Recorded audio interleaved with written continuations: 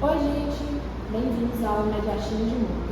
E hoje a gente vai falar sobre as principais inovações que foram importantes para a medicina. E eu vou começar falando sobre a era antiga, que tivemos o desenvolvimento da vacina, que é essencial, uma técnica essencial que a gente utiliza até hoje, né? Importantíssimo para a saúde pública.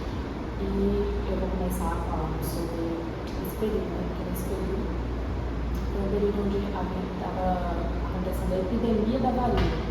É uma doença que era altamente contagiosa, uma doença que dizimou populações e que fez com que algumas civilizações criassem técnicas para lidar com isso, como a variolação, que era feita por civilizações, principalmente da China, da Índia e da África, que faziam isso para minimizar os efeitos da varíola.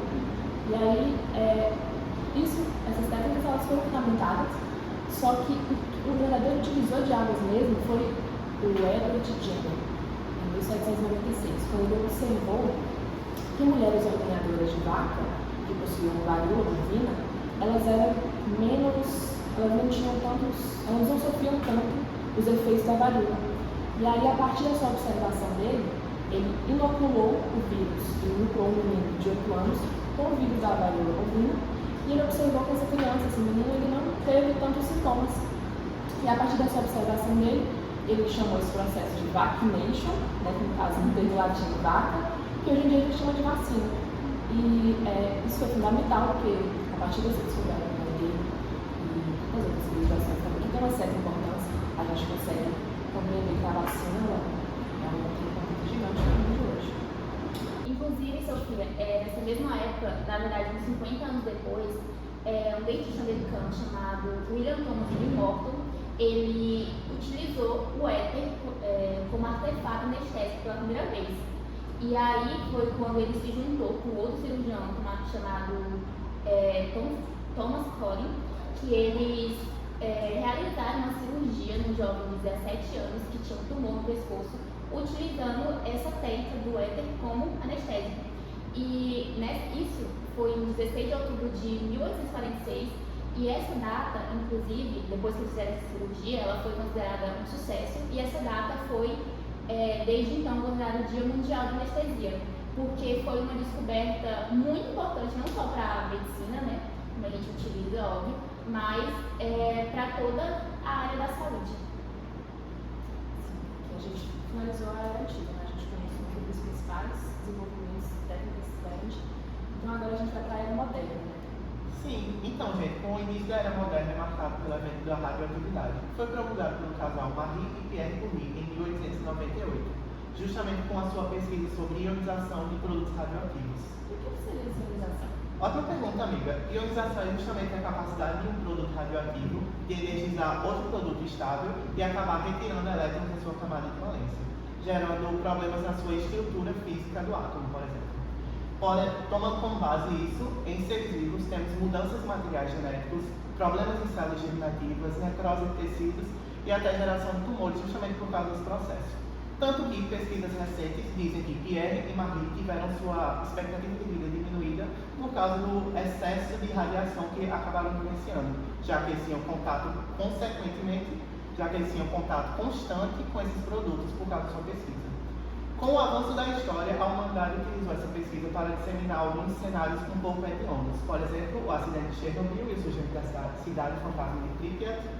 E também temos o Césio 137 vazamento aqui no Brasil. Além de, claro, as bombas de Hiroshima e Nagasaki, por exemplo.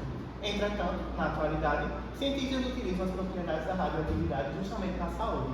Por exemplo, com radioterapias, que é a morte, que é justamente para você direcionar raios radioativos para matar tumores em tecidos específicos, por exemplo. Ou também a esterilização do mecanismo de ferramentas médicas, por exemplo.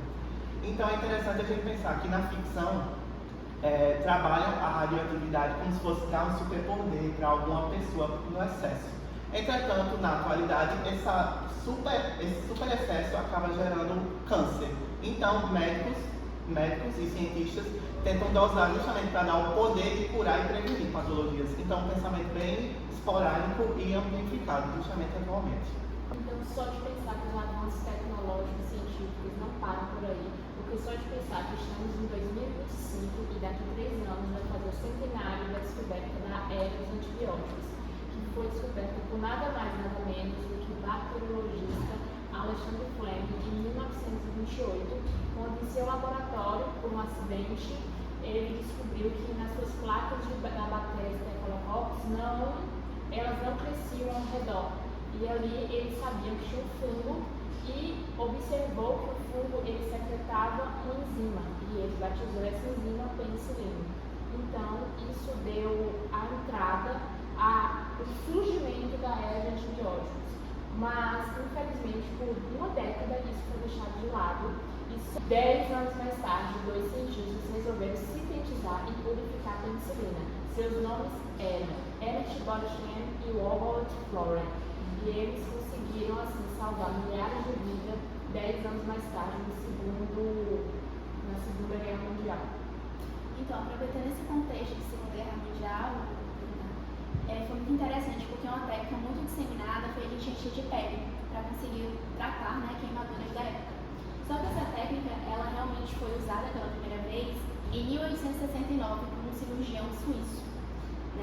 E um notável acontecimento dessa época foi o acidente de um piloto chamado Charles Woods, que ele teve 70% do seu corpo queimado, então ele teve que ser submetido à técnica de encher de pele. E um dos cirurgiões envolvidos era Joseph Murray.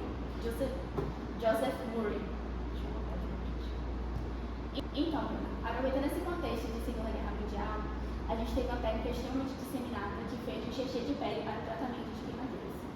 E apesar de ser bastante usada nessa época, a primeira vez que essa técnica foi utilizada foi em 1869 por um cirurgião suíço.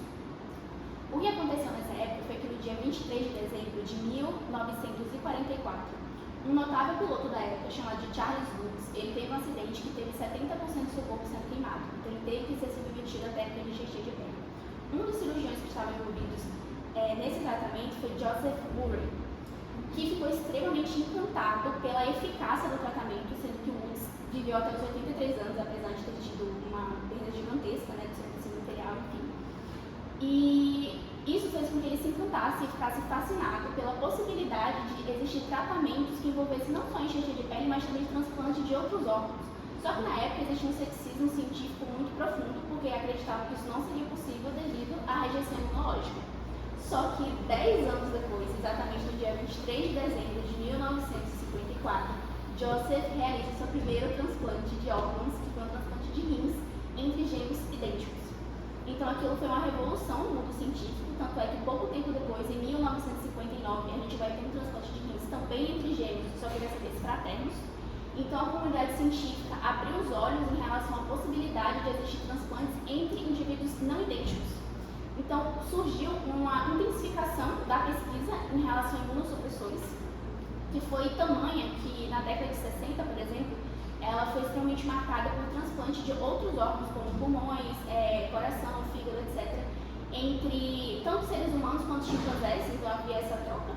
Até que na década de 70, a gente vai ter a descoberta da ciclosporina, que foi um supressor muito importante, que abriu caminho para muitos avanços nessa técnica, ao ponto de que, mais tarde, pouco tempo depois, a gente vai ter o transplante do primeiro coração artificial, que foi o Jarvik 7.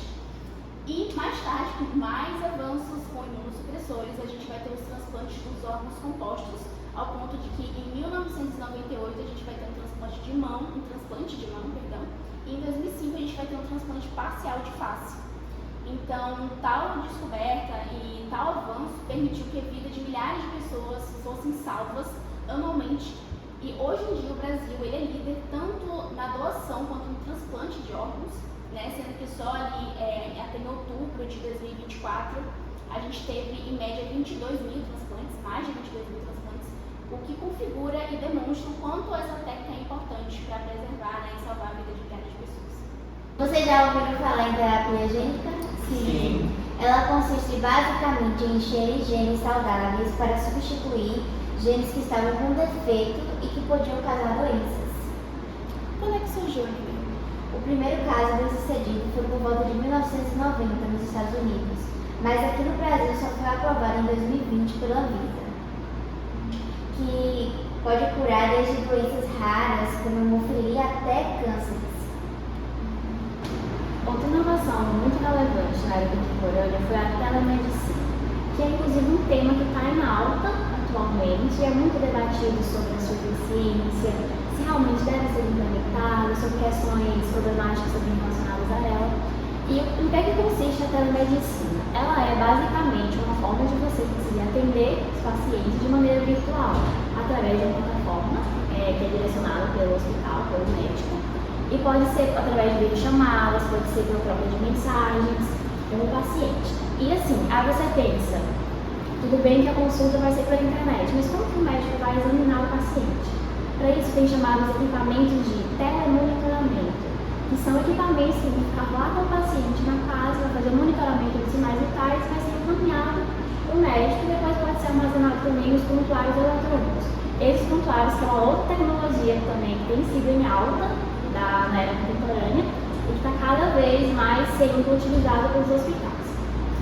A telemedicina, apesar de ser algo muito atual, muito recente, a sua origem vem lá de 1960, quando a NASA precisava de alguma tecnologia para conseguir monitorar a saúde dos astronautas em missões espaciais, ou seja, a longa distância. E a partir disso, com a eficiência desse mecanismo, eles resolveram implementar isso para a Terra. E aí passou a ser utilizado como uma forma de atender pessoas que não conseguem se locomover, seja por distância geográfica ou por alguma questão física, torna assim, a sua ida ao hospital mais difícil, que diminui a sua acessibilidade ao atendimento adequado, que muitas vezes acaba assim, prejudicando a saúde dos pacientes que deixam de ter atendimento, deixam de acompanhar a sua saúde. Então a telemedicina, que ela veio para o Brasil mais em meados de 1990, em meados de 2000, foi regulamentada e na época da pandemia, em 2019, com a Covid, em que devido ao risco de contaminação em grandes hospitais, também pela questão do transporte, de você se locomover, você corria muito risco de contaminação. A telemedicina veio como uma solução, uma alternativa, né, na verdade, para contornar essa realidade, porque assim era uma forma de você garantir um atendimento seguro, tanto para o médico, quanto para quem hospitalar, quanto para o paciente. E contribui também reduzindo fila de espera e demais custos assim, da estrutura do hospital. Enfim, a telemedicina é uma tecnologia que está sendo muito discutida e que veio para ficar, porque cada vez mais ela está se expandindo e trazendo vários benefícios para a sociedade. E hoje encerramos mais um capítulo do nosso podcast Mediação de